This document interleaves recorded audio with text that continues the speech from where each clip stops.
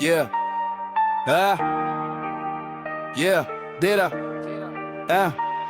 Bura binerdi garaj, burada gülmür küçələr. Hər daşın altında bir hekayə, bir kədər. Söz verirsənsə tut, burada sözdü silah. Ya kişi ol ya da adın geçsin külə. Rahat binənin havası sərtdir, burada yumşaq danışmazlar. Hörmətlə qazanılır, rahat pulla tanınmazlar. Uşaqdan kişi olan çoxdur bu torpaqda. Burada hər səhər doğur günəş birinin damında. Qorxanlar çoxdur amma burada gizlənmək olmur. Sükutun içində belə küçə səni duyur. Söz yoxdur, baxışlar danışır hər şeyi. Bura binədir, bura kişilik sərhədi. Kim sattı dostunu, artıq adı çəkilmir. Bu məhəllədə satılan hörmət geri dönmür. Əgər bir dəfə düşmüsənsə bu yola, ya bitirirsən kişi tək, ya da itirsən adını qardaş. Bura binə sükutla danışır küllək. Burada gülmək yoxdur, burada tək yol səbir. Dostaz düşmən çox amma biz qorxmuruq. Bu torpaq bizi böyütdüyünə səsimiz çoxdur.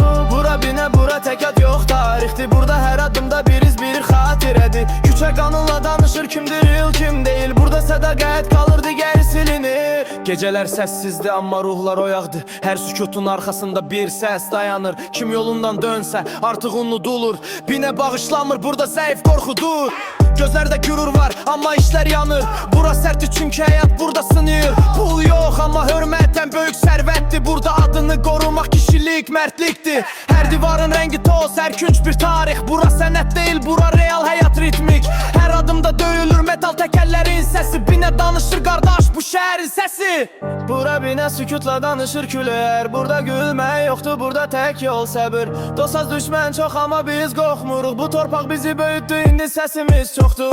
Bura binə, bura tək ad yox tarixdir. Burada hər adımda biriz bir xatirədir. Küçə qanunla danışır, kimdir il kim deyil. Burada sədaqət qalır, digəri silinir. Yuxarı bax, ulduzlar da baxır binəyə. Çünki burada böyüyənlər keçib min sınaqdan. Hər din, hər küçə bir kitab kimidir. Burada yaşamaq sənətdir, ölməmək qismətdir. Düşmən gəlirsə gələr, burada qorxu yox. Çünki hər nəfəsdə var sədaqətin toxu. Bura binədir, burada kişi söz verir. Söz verdinsə dönmək olmaz, çünki o ölümdür bil. Küçə böyüdün kesib, bizdə böyüdük adı.